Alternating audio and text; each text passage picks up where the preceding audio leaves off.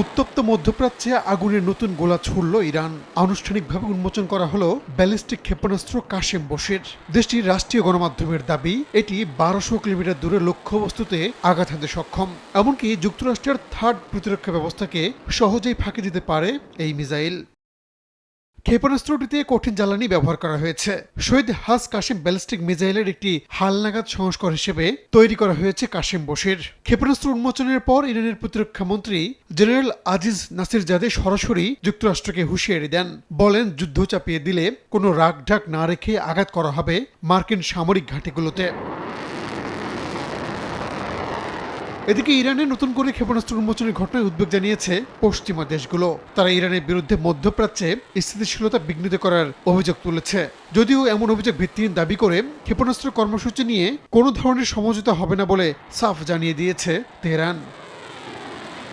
রাহানুল রানা, সময় সংবাদ।